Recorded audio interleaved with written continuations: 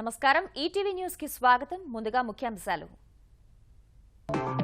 తెలుగు రాష్ట్రాలకు శ్రీశైలం నుంచి 17.7 టీఎంసీల నీటి విడుదలకు కృష్ణా నది బోర్డు నిర్ణయం డిసెంబర్ వరకు వినియోగించుకోవాలని సూచన రెవెన్యూ వ్యవహారాల్లో దళారుల ప్రమేయం లేకుండా చేయాలన్న చంద్రబాబు ల్యాండ్ హబ్ ను సిద్ధం చేయాలని అధికారులకు ఆదేశం ఎక్సైజ్ శాఖ పనితీరుపై ఆంధ్రప్రదేశ్ ముఖ్యమంత్రి ఆగ్రహం అక్రమ మద్యం అరికట్టేందుకు పోలీసులను రంగంలోకి దింపాల్సి వస్తుందని హెచ్చరిక 3 రోజుల పర్యటన కోసం మరోసారి ఢిల్లీ వెళ్లనున్న కేసీఆర్ నవంబర్ 5న ప్రధాని మోదీతో భేటీకి ప్రయత్నాలు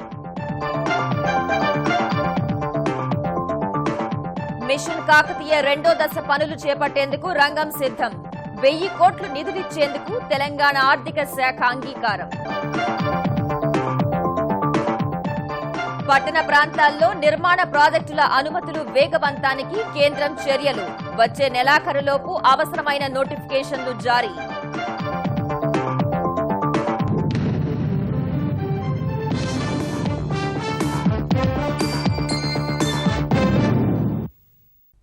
ఆంధ్రప్రదేశ్ తెలంగాణ రాష్ట్రాల అవసరాలకు 17.7 టీఎంసీల నీటిని శ్రీశైలం నుంచి విడుదల చేయాలని కృష్ణానది యాజమాన్య బోర్డు నిర్ణయించింది.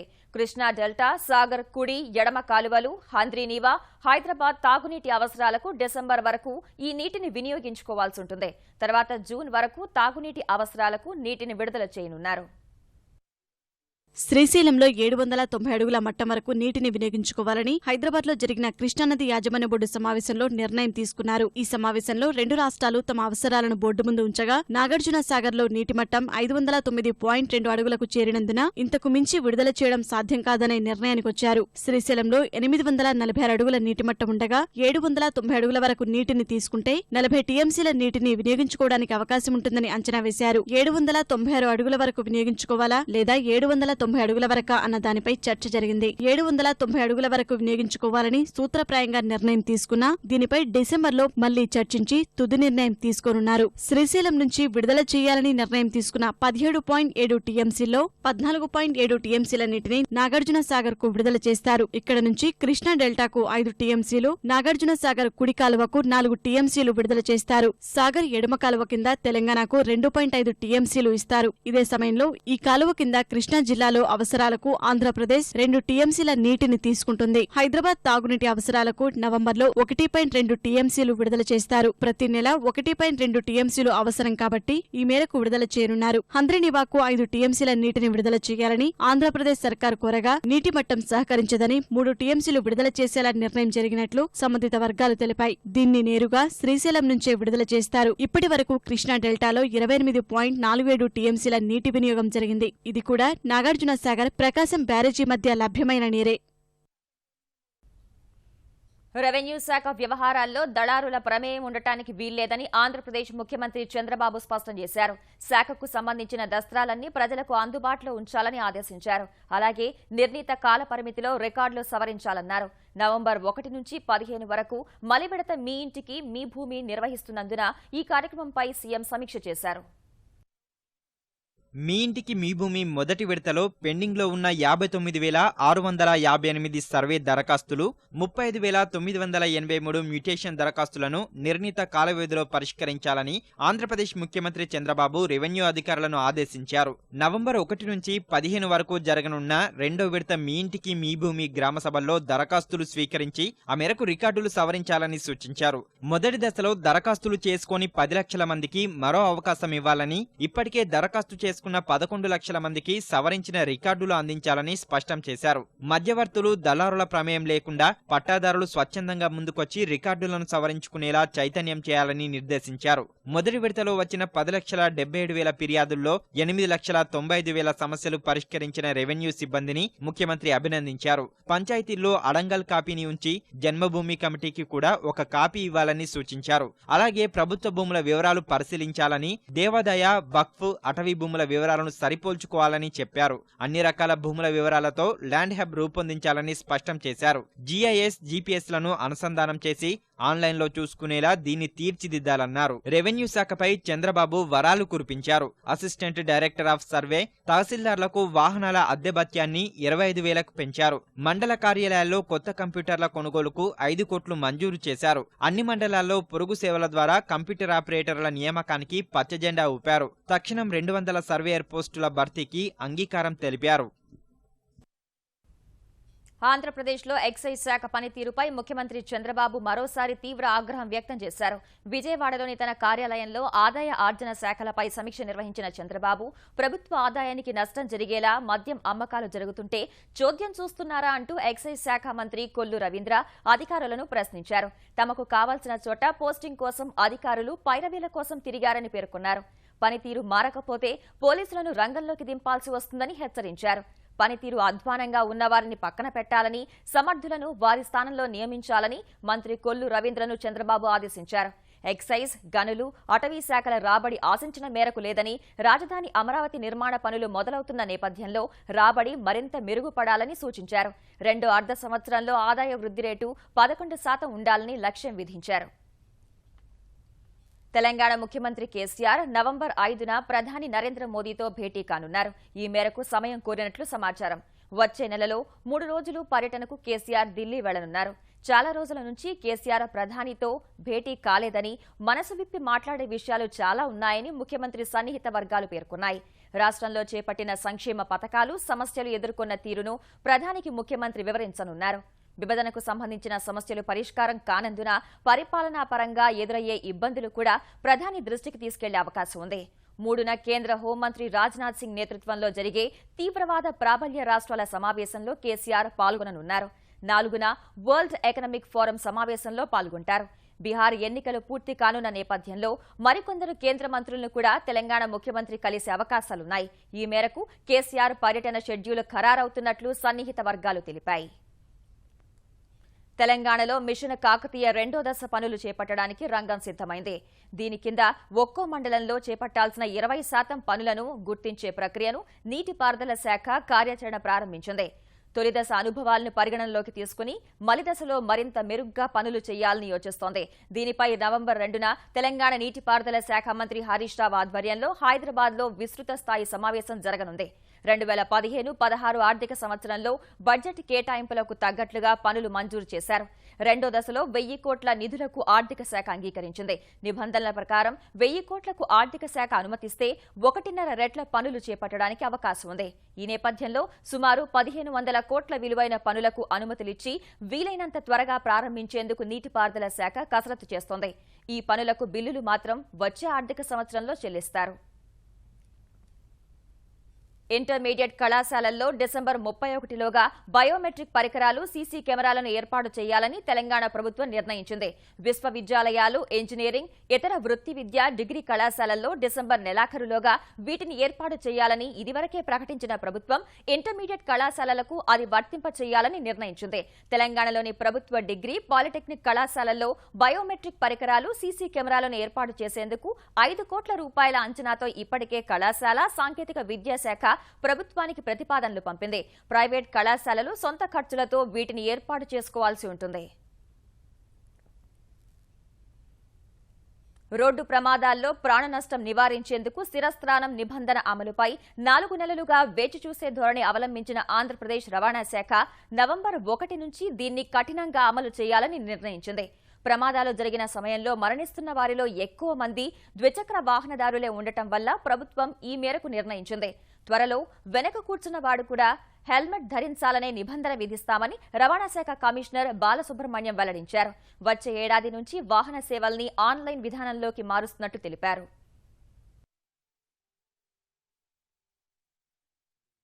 ఫస్ట్ నుంచి హెల్మెట్ గాన వాడకపోతే వారి మీద 100 రూపాయలు జరిమానా విధిస్తాం.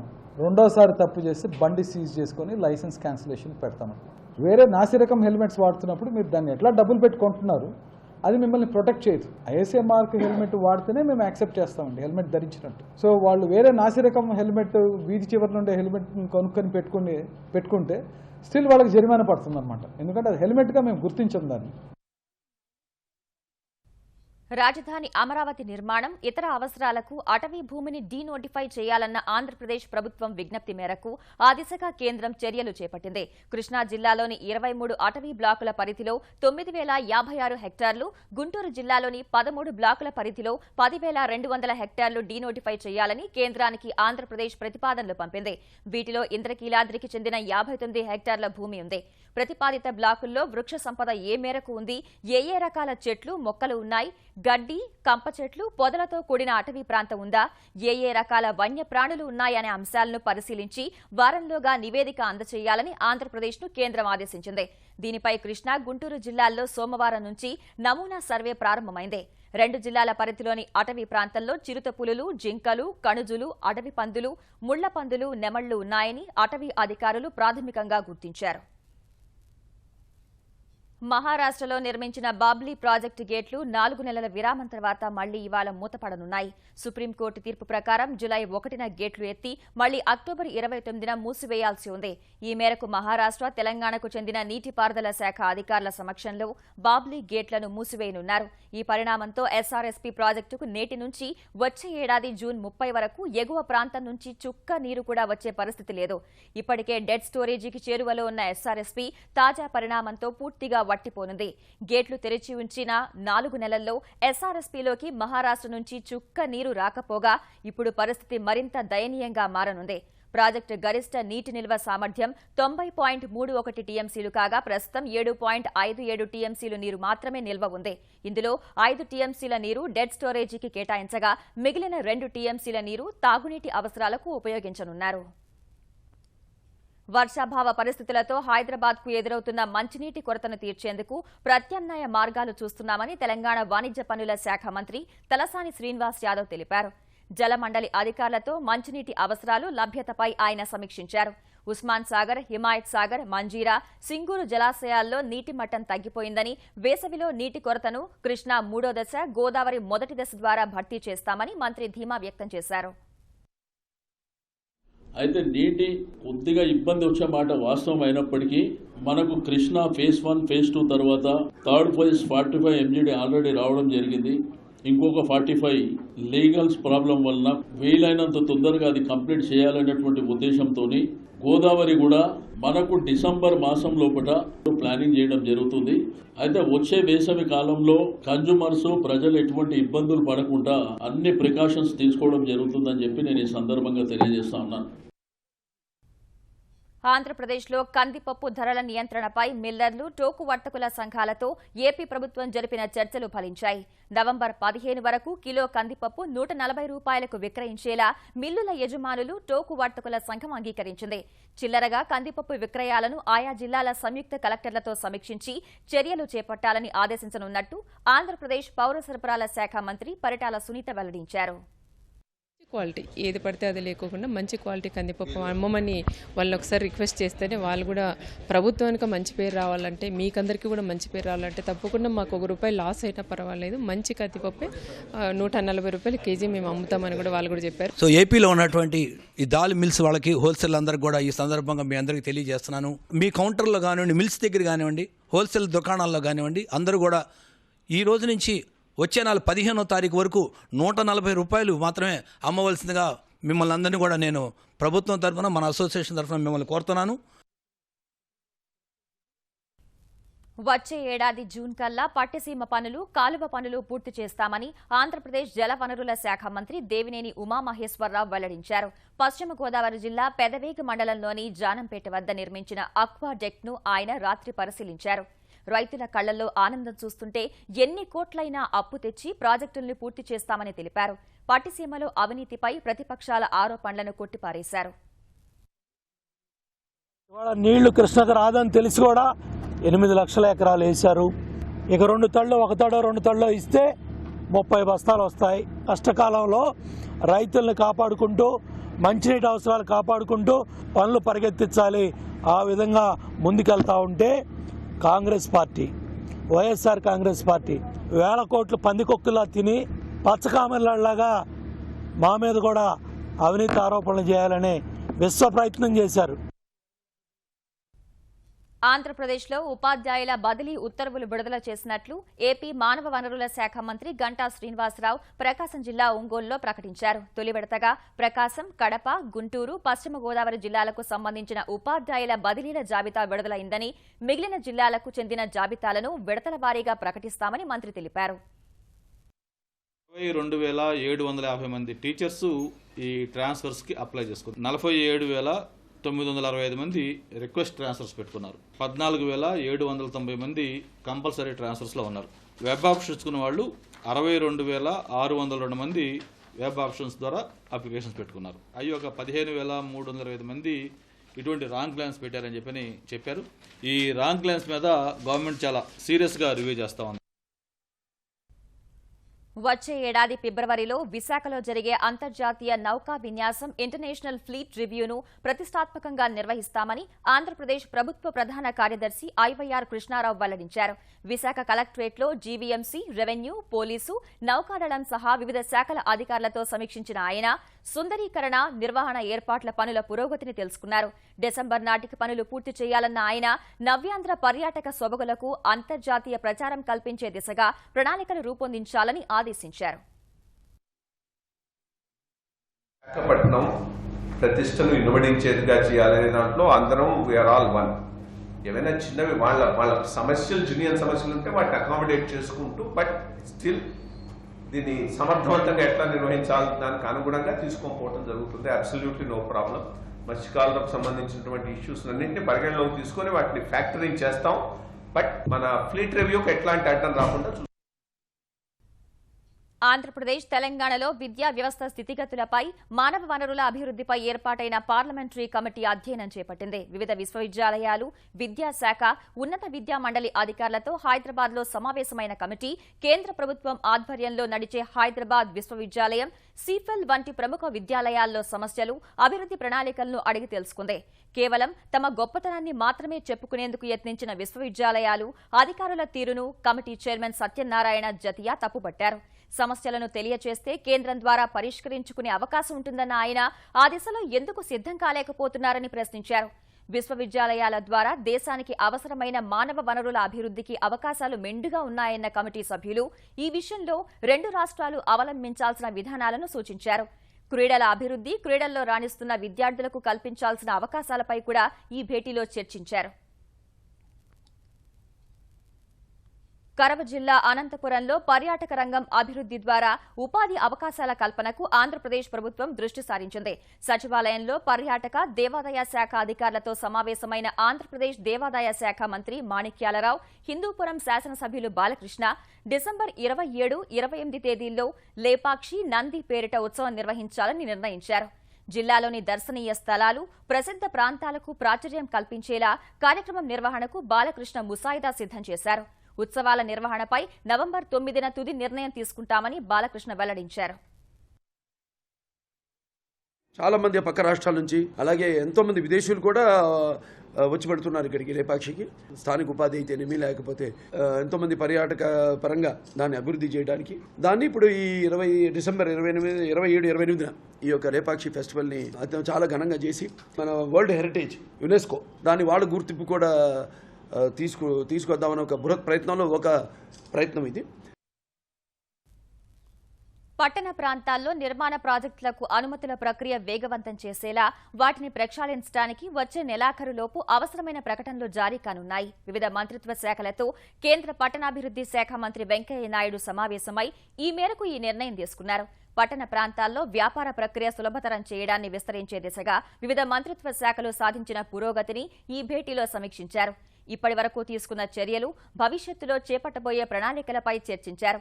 పట్టణ ప్రాంతాల్లో వ్యాపారం చేయడానికి సంబంధించి భారత్ ర్యాంకు తక్కువ ఉందని, మెరుగుపడటానికి తక్షణం చర్యలు తీసుకోవాలని వెంకయ్య సూచించారు. పర్యావరణ అనుమతులు జారీలో మార్గదర్శకాలు మరింత సరళీకరిస్తున్నామని, త్వరలోనే ఖరారు చేస్తామని పర్యావరణ మంత్రిత్వ శాఖ తెలియజేసింది. భవన నిర్మాణ ఎత్తుల అనుమతులకు సంబంధించి 9 విమానాశ్రయాల వర్ణ సంకేత జోనింగ్ చిత్రపటాలు వెబ్సైట్లో ఉంచామని పౌర విమానయాన మంత్రిత్వ శాఖ వెల్లడించింది. దీనివల్ల దరఖాస్తుదారులు నేరుగా నగరపాలక, పురపాలక సంస్థల వద్దే అనుమతులు తెచ్చుకోవచ్చని తెలిపింది. వాతావరణ మార్పులపై నవంబర్ 30న పారిస్లో జరగనున్న ఐక్యరాజ్య సమితి శిఖరాగ్ర సదస్సులో ప్రారంభోత్సవ కార్యక్రమానికి ప్రధాని నరేంద్ర మోదీ హాజరు కానున్నారు. ఈ కాన్ఫరెన్స్ ఆఫ్ పార్టీస్ కు మొత్తం 80 మంది దేశాధినేతలు హాజరు కానున్నారని భారత్లో ఫ్రాన్స్ రాయబారి ఫ్రాంకోయిస్ రిచీ ట్విట్టర్లో పేర్కొన్నారు. భారత ప్రధాని నరేంద్ర మోదీ, అమెరికా అధ్యక్షుడు బరాక్ ఒబామా, చైనా అధ్యక్షుడు జిన్పింగ్ తదితరులు నవంబర్ 30న జరిగే ప్రారంభోత్సవ కార్యక్రమానికి హాజరవుతున్నారు. అయితే మోదీ పారిస్ పర్యటనకు సంబంధించి ఎలాంటి అధికారిక ప్రకటన వెలువడలేదని అధికార వర్గాలు పేర్కొన్నాయి. ఎఫ్టీఐఐ చైర్మన్ గా బుల్లితెర నటుడు భాజపా నేత గజేంద్ర చౌహాన్ నియామకాన్ని వ్యతిరేకిస్తూ ఆ సంస్థ విద్యార్థులు చేపట్టిన సమ్మె విరమించారు. 139 రోజులుగా చేస్తున్న ఆందోళన విరమించిన విద్యార్థులు తమ నిరసన వేరే రూపంలో కొనసాగుతుందని స్పష్టం చేశారు. ఈ విషయంలో వెనక్కి తగ్గేది లేదని తేల్చి చెప్పారు. విద్యార్థులకు మద్దతుగా సినీ ప్రముఖులు తమకు వచ్చిన జాతీయ పురస్కారాలను వెనక్కిచ్చేస్తున్నారు. దేశంలో పెరుగుతున్న మత అసహనంపై వారు తీవ్ర స్థాయిలో విమర్శలు గుప్పిస్తున్నారు. దివాకర్ బెనర్జీ, ఆనంద్ పట్వర్తన్ సహా 8 మంది సినీ ప్రముఖులు తమకు వచ్చిన జాతీయ అవార్డులు తిరిగిచ్చేశారు. రాత్రి వేళల్లో టపాసుల పేలుళ్లపై 8 గంటల పాటు ఉన్న నిషేధాన్ని అంతకుమించి పొడిగించడానికి సుప్రీంకోర్టు నిరాకరించింది. రాత్రి 10 గంటల నుంచి ఉదయం 6 గంటల మధ్య టపాసులు కాల్చడాన్ని నిషేధిస్తూ 2001లో ఇచ్చిన ఆదేశాలను మార్చడానికి ప్రధాన న్యాయమూర్తి justice HL Dattu, justice Arun మిశ్రాతో కూడిన ధర్మాసనం అంగీకరించలేదు. టపాసుల దుష్ప్రచారంపై ప్రజల్లో అవగాహన కల్పించడానికి ప్రచారం చేయడంలో ప్రభుత్వం విఫలమైందని సర్వోన్నత న్యాయస్థానం అసంతృప్తి వ్యక్తం చేసింది.